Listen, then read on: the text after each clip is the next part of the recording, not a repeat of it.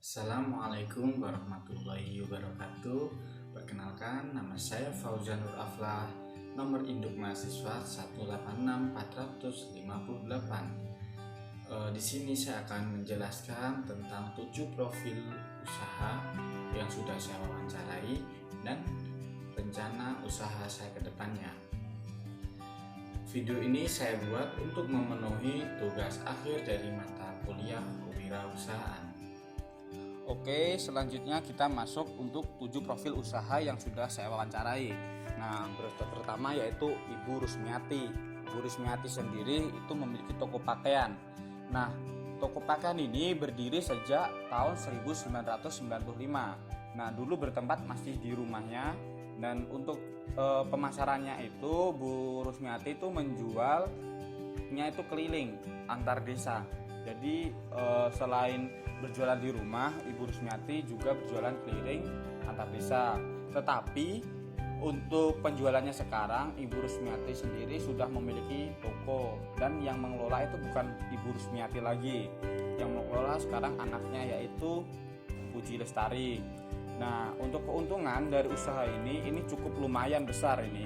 Nah, untuk hari biasa itu memiliki keuntungan sekisaran 1.500.000 sampai 5 juta per bulan. Itu untuk hari-hari biasa seperti ini.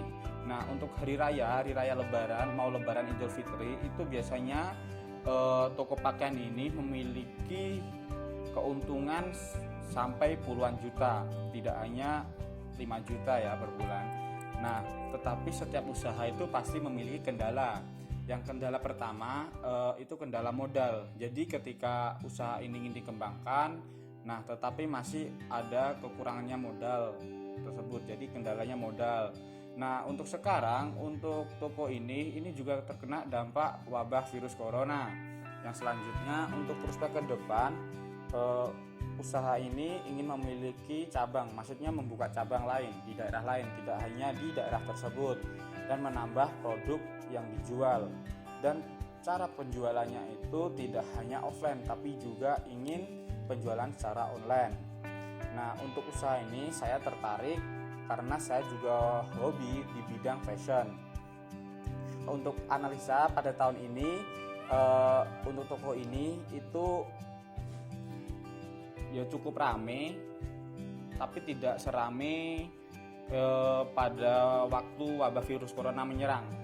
Jadi masih rame dulu daripada sekarang, karena juga terdampak dari wabah virus corona. Nah, selanjutnya yaitu usaha Ibu Dewi, yaitu laundry. Dulu Ibu Dewi ini cara mempromosikan itu hanya ke kerabat-kerabatnya aja, belum secara umum. Nah, dan Ibu Dewi dulu itu juga antar jemput untuk laundrynya ini. Nah, untuk usaha ini berdiri pada tahun 2016. Keuntungannya itu mencapai kurang lebih kisaran 200.000 per hari. Nah, kendalanya itu yaitu musim hujan. Nah, untuk prospek ke depannya, Ibu Dewi ini ingin menambah alat kayak mesin cuci dan alat untuk menyetrika, dan juga ingin membuka cabang dan memperluas tempat laundrynya. Nah, untuk usaha ini saya tertarik. Kenapa tertarik? Karena untuk usaha ini hanya fokus satu titik. Jadi hanya fokus dalam pencucian sama penyetrika, tidak ada ya hal-hal yang lain. Mungkin kita harus lebih teliti untuk usaha ini. Jadi saya tertarik. Untuk analisa pada tahun 2021 ini juga terkena dampak pandemi, karena Ibu Dewi ini kan tinggal di Malang. Kalau di Malang sebelum adanya pandemi itu ramai, banyak mahasiswa yang laundry di sini. Nah, sehubung sekarang ada pandemi dan untuk kuliahnya itu daring, jadi penghasilannya menurun karena dikit mahasiswa yang ada di Malang. Nah, selanjutnya yaitu Saudara Aris. Nah, Saudara Aris ini berjualan nasi goreng. Dulu Aris ini pernah dikerja di rumah makan di Surabaya. Dia belajar di situ, menimba ilmu di situ, dan pada akhirnya ketika dia sudah mahir, akhirnya membuka usaha sendiri di rumah. Nah, usahanya nasi goreng, jualan nasi goreng. Sebenarnya tidak hanya nasi goreng, di sini juga ada mie goreng goreng, dan lain-lain. Nah, untuk keuntungannya itu per hari kurang lebih sekitar 300.000. Untuk kendalanya yaitu hujan dan harga sembako naik. Nah, selanjutnya yaitu untuk prospek ke depan, Saudara Aris ini ingin membuka cabang dan menambah menunya.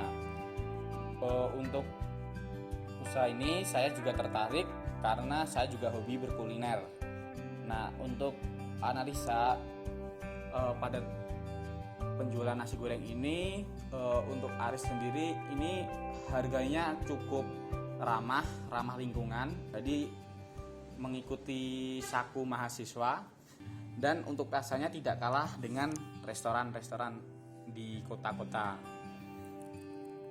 Nah, selanjutnya itu usaha Bapak Suroyo. Bapak Suroyo yaitu peternakan ayam. Dimulainya tahun 2010. Nah, awalnya Bapak Suroyo ini untuk membuka usaha ini memerlukan modal sekitar 80 juta. Nah, pada awalnya ayam ternak berjumlahnya sekitar 1.500 ekor ayam dengan jenis ayam broiler. Nah, tetapi untuk usaha ini sekarang dikelola oleh anaknya yaitu Aris Rianto. Nah, untuk keuntungan dari Bapak Suroyo atau Saudara Aris Rianto yang mulai sekarang itu kisaran kali panen itu bisa mencapai 9 juta bahkan sampai 18 juta. Itu tergantung kualitas ayamnya.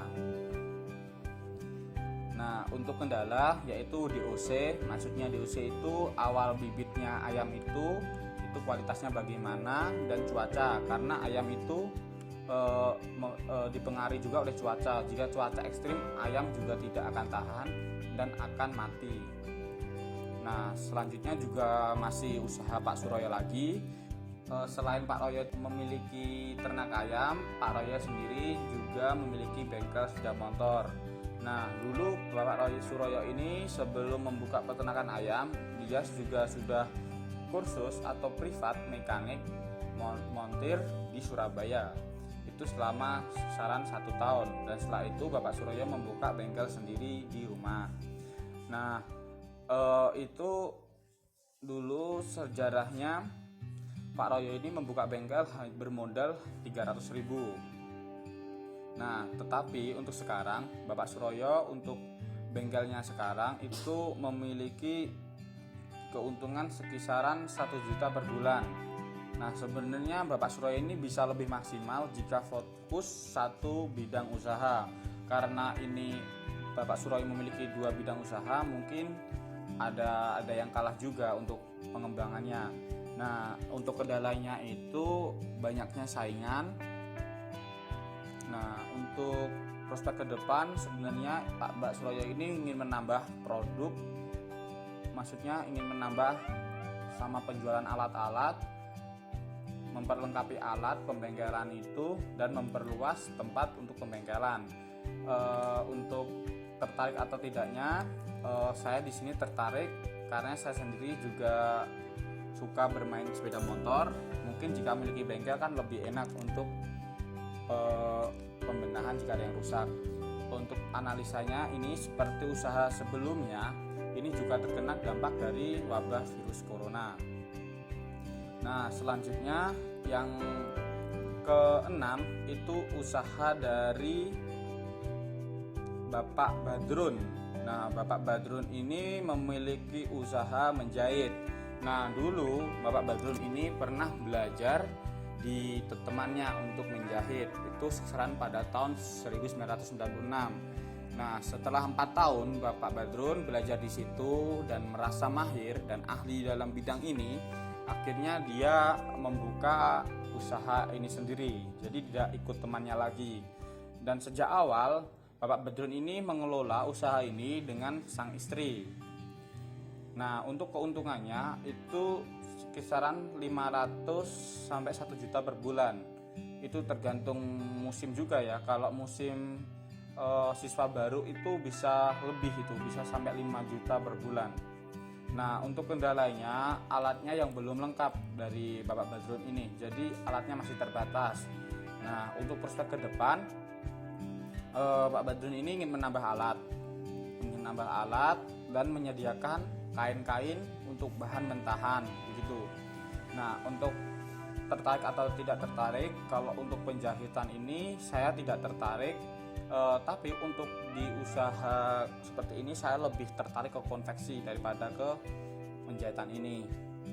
Nah, untuk analisa ini sama seperti usaha sebelumnya, ini juga terkena dampak wabah virus corona.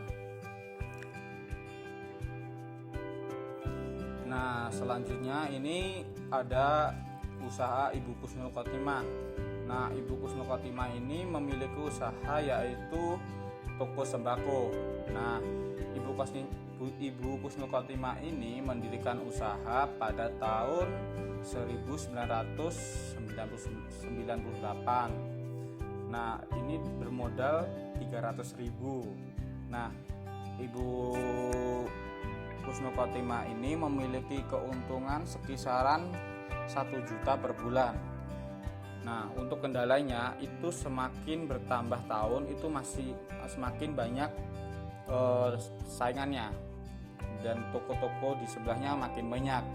Dan untuk kendalanya juga terkena dampak dari wabah virus corona. Untuk prospek ke depan, kan sekarang masih sembako aja, dan itu ingin menambahkan seperti adanya pakaian dan lain-lain, menambah produk maksudnya, dan memperluas toko tersebut.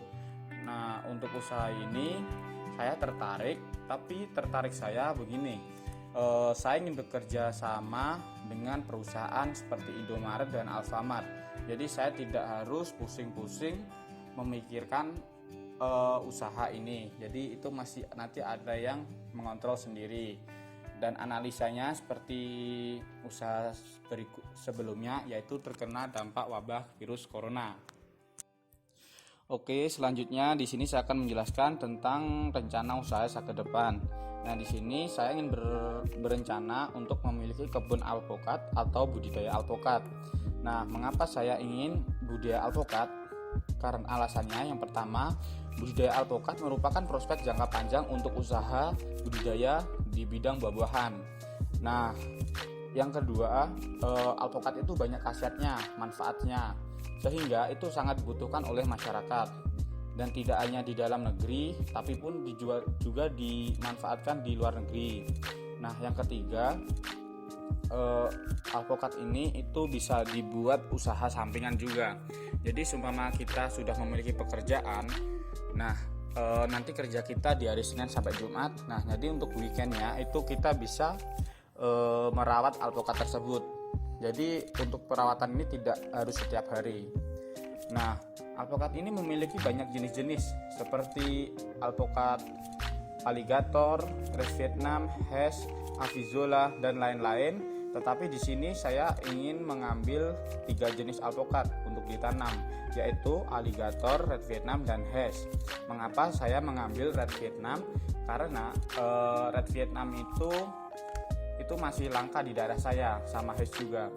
Nah, maka dari itu saya ingin menanam ini dan mengembangkan ini, sehingga nanti warga di daerah saya itu kan belum mengetahui tentang jenis alpukat ini. Jadi nanti bisa meniru kalau hasilnya yang saya kembangkan itu bagus. Nah, yang terakhir itu alligator. Kenapa alligator? Karena alligator itu buahnya cukup bagus, sehingga ketika ini petani itu menanam tetapi hasilnya itu sangat maksimal, buahnya sangat besar, itu petani bakalan senang. Nah, maka dari itu saya ingin merasakan kesenangan dari seorang petani tersebut. Nah, untuk menanam buah alpukat ini, nah itu jaraknya itu biasanya tanaman satu sama tanaman 2 itu berkisaran jaraknya 6-7 meter. Nah, jadi kan kalau 6-7 meter kita harus memerlukan lahan yang cukup besar. Nah, dan dari antara jarak 6-7 meter itu lahannya akan saya manfaatkan untuk menanam jeruk lemon, agar lahannya tidak terbuang sia-sia. Nah, kalau jenis lemon yang ingin saya tanam ini jenis lemon California. Nah, kalau lemon California ini biasanya mulai buah itu umur 1 tahun sampai 1,5 tahun. Sebenarnya itu lebih cepat, 8 bulan itu udah buah. Tetapi saya di sini ingin membuat badannya tanaman dulu baru pembuahan, biar nanti umur dari tanaman ini bisa bertahan lama. Nah, untuk alpukat sendiri, maksud saya itu alpukat ini berbuah sekisaran umur 3 tahun, jadi lama banget, itu masih lama. Kalau nanamnya itu bareng sama lemon, itu mungkin lemon dulu yang akan berbuah. Nah, untuk alpukat sendiri itu setahun biasanya panen 2 kali, pada bulan April sama bulan September. Nah, itu saat musim alpukat.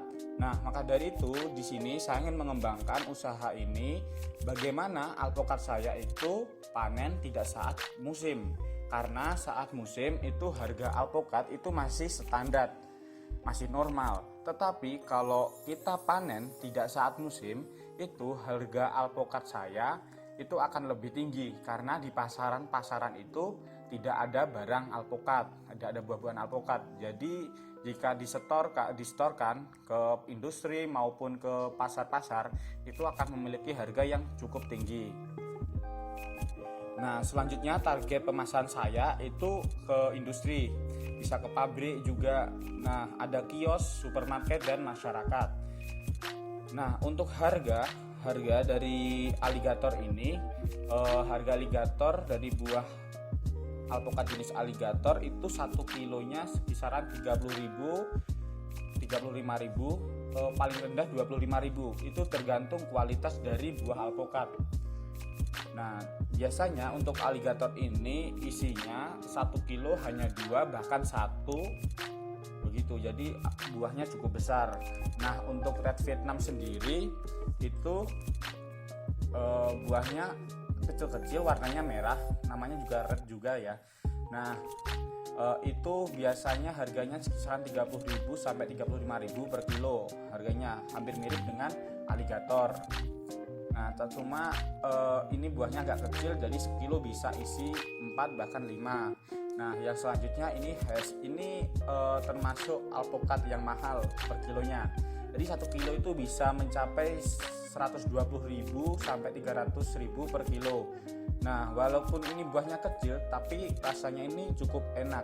Jadi masih banyak dicari oleh masyarakat yang mungkin orang yang tinggalnya di kota atau chef-chef itu yang mencari buah ini karena rasanya cukup enak. Nah, untuk rancangan modal yang diperlukan untuk usaha ini, mungkin kalau untuk membeli lahan untuk perkebunan ini itu sangat random ya. Setiap daerah itu memiliki harga lahan yang berbeda-beda. Itu tergantung tempat lahannya itu di mana juga. Nah, tapi di sini saya menargetkan pembelian lahan itu sekitar 200 juta. Nah, untuk pembelian bibitnya, untuk bibit lemon yang aligator ini, satu bibitnya itu harganya kisaran 17.500 sampai 20.000. Nah, itu tinggal kita mengalihkan berapa tanaman alpukat aligator yang ingin kita tanam.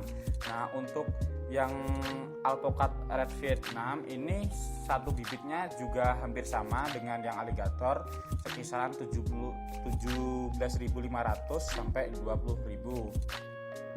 Nah, untuk yang hash sendiri itu sekisaran 35.000 sampai 50.000. Itu per bibitnya, satu bibit. Nah, nanti juga tinggal mengalihkan berapa yang kita inginkan. Nah, selanjutnya juga ada lemon tadi, karena tanamannya tidak hanya alpukat juga lemon. Itu lemon harganya mirip dengan aligator juga. Yang alpukat jenis aligator itu 17.500 sampai 20.000. Nah, itu tinggal mengalihkan. Itu baru bibitnya, belum kita menyediakan pupuk-pupuk. Nah, di sini saya mengutamakan pupuk yang alami. Nah, jadi seperti kita memanfaatkan limbah dari peternak sapi, peternak kelinci, dan peternak kambing. Nah, jadi kita mengambil dari kotoran sapi, kambing, kelinci, dan urin kelinci. Nah, tetapi kemungkinan juga saya juga akan memakai pupuk kimia untuk menyeimbangin dari pupuk alami tersebut. Walaupun pupuk alami itu harganya tidak terlalu tinggi, tetapi manfaatnya itu juga sangat bagus. Nah, itu pengeluarannya itu ada bibit sama pupuk juga sama pembelian lahan. Nah, selanjutnya juga peralatan. Nah, jika kita menyiramin tanaman tersebut secara manual, kayak kita harus menyiramin pakai gayung, angkat air dari sumbernya ke kebun, itu mungkin sangat menghabiskan waktu dan tenaga. Nah, di sini usaha saya ini rencananya ingin apa-apa itu serba efektif. Jadi tidak memakan waktu sama tenaga yang cukup banyak. Jadi mungkin nanti akan membeli alat-alat untuk mengefektifkan saat pengerawatan tanaman-tanaman tersebut. Nah, untuk rencana usaha ini itu memerlukan biaya sekitar 350 juta. Jadi itu tadi yang bisa saya sampaikan. Semoga video ini bermanfaat untuk semua pihak. Kurang lebihnya saya mohon maaf yang sebesar-besarnya. Wassalamualaikum warahmatullahi wabarakatuh.